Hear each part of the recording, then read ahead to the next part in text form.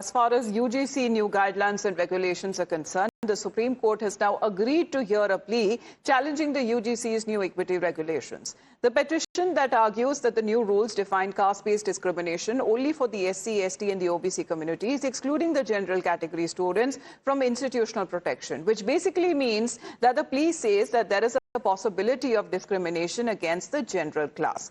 Meanwhile, student groups across the country continue to protest, demanding an immediate rollback.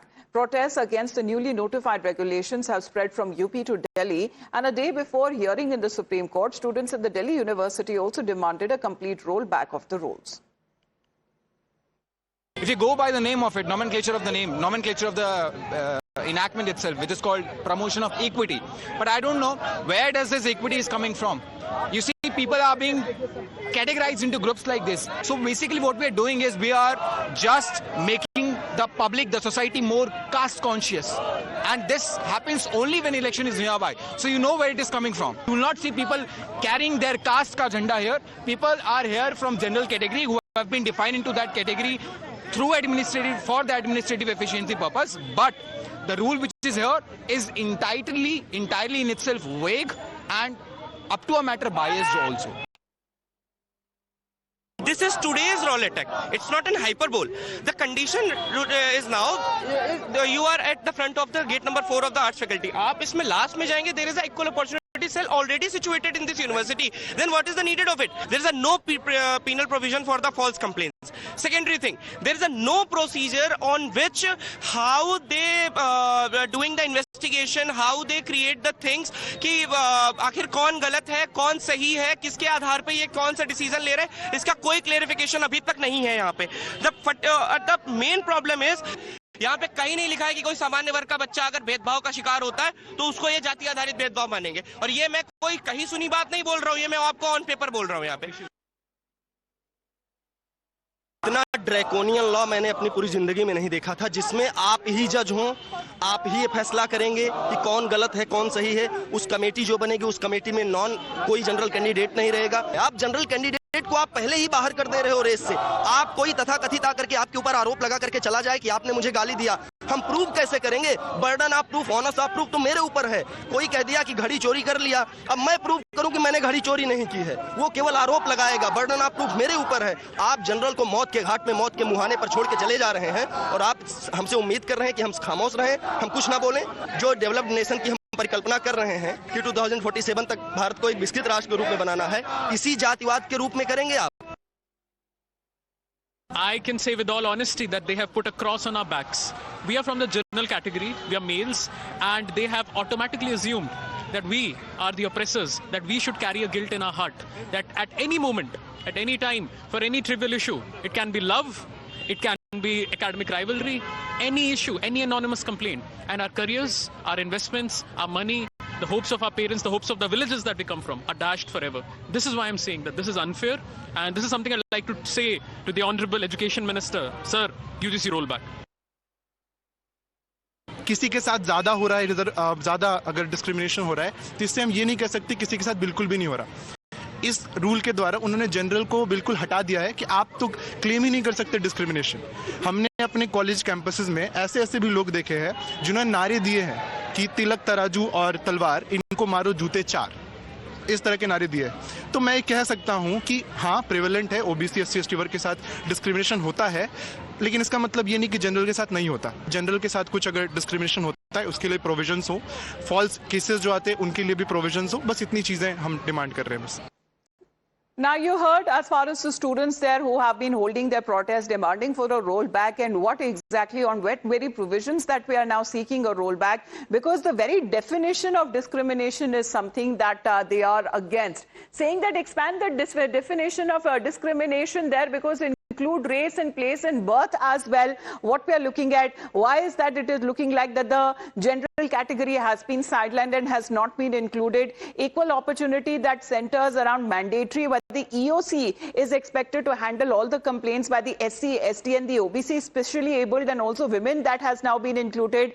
And what is being said that punitive action would be taken if the colleges don't comply, and recognition funding can be then withdrawn. Now that seems to be the angle that the protests have been taking place. But when we speak of the campuses there, the protesters from the campuses to the streets have been alleging that these rules have created a reverse bias. Here's how. Because they have been defining that caste discrimination is something that can only be practiced against SC, ST and OBCs. According to this definition, the general category or the Swarn category students can never be at the receiving end of the discrimination. Rather, now they are being projected as the oppressors in the case. So when we talk about the anti-bias laws are biased, why the reverse bias now seems to be taking place? Because it seems to be discriminatory against the general category students. They have been saying that there is a one-sided squad and there is nobody to hear their grievances. So no general community member is there in this equity squad.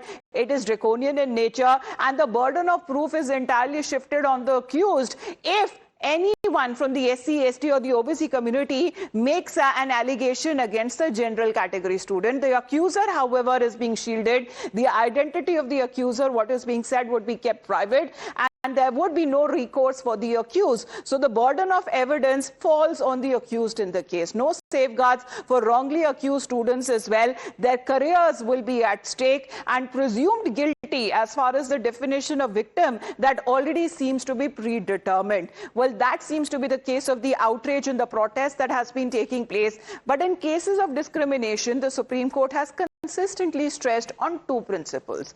First, zero tolerance for caste-based humiliation, and second, when it comes to procedural fairness for all parties involved. But prima facie, these rules seems to be clear contradiction with the second principle. Now with the ball in the court of the Supreme Court, now will justice will be done and injustice undone? Because earlier the Union Education Minister Dharmendra Pradhan has assured that the centre will not allow any discrimination or misuse of power. किसी को उत्पीड़न होने नहीं दिया जाए, कोई भेदभाव नहीं होगा, कोई डिस्क्रिमिनेशन के नाम पे किसी को भी मिसयूज करने का अधिकार नहीं रहेगा। और ये जो विषय आई है, ये तो सुप्रीम कोर्ट की निगरानी में व्यवस्था है। किसी के ऊपर भी अत्याचार या किसी को भी भेदभाव नहीं किया जाएगा। बीजेपी को कोई नुकसान नहीं है, और नाराज किस बात के लिए होंगे? सामान्य वर्ग मंदिर बनाने की बात किया, मंदिर बनवा दिया एनडीए सरकार ने। 10% आरक्षण की बात किया, आरक्षण भी सरकार ने दे दिया। तो नाराज काम कहाँ नहीं हो रहा है? यूजीसी ने जो ये एक फैसला किया, मुझे नहीं लगता है कि यूजीसी के अधिकारियों ने क्या सोच के ये फैसला किया, और मुझे नहीं लगता है इससे कोई अर्थ निकलता है, इसका कोई मायने नहीं निकलता, इससे किसी को लाभ नहीं है, ना ही सवर्ण को, ना ही ओबीसी को, ना ही SC ST को, किसी को कोई लाभ नहीं है। Well, let's connect with Dipankar on this. Dipankar, the legally, as far as when it comes to the matter that has now been taken up to the Supreme Court, which is now agreed to hear the petition. Well, yes, a batch of writ petitions have been filed before the Supreme Court, which will be taken up today, where one of the main contention before the Supreme Court is the provision of Section 3C in the regulations, which is being which is being claimed as discriminatory and unconstitutional and ultra-virus of the UGC Act. So now the court has to hear and decide whether the provision of 3C, which defines the caste-based discrimination, whether that is inclusive, whether it is an inclusive definition or it's an exclusive definition, and that is one of the main contentions before the Supreme Court, which in all the petitions that are there. And it has been prayed from the Supreme Court that either this regulation should be rolled back or it should be amended so as to define this caste-based discrimination in a more caste-neutral and inclusive and constitutionally compliant manner. So the court will have to hear what the arguments are put forth before the Supreme Court by the petitioners in the batch of petitions that is being listed before the Supreme Court today, and which the Supreme Court is agreed to hear. Because the protesters have been demanding an immediate rollback and a consideration as far as their point of view is concerned. Will that be now considered by the Supreme Court remains to be seen when the matter would be taken up in the highest court of the country.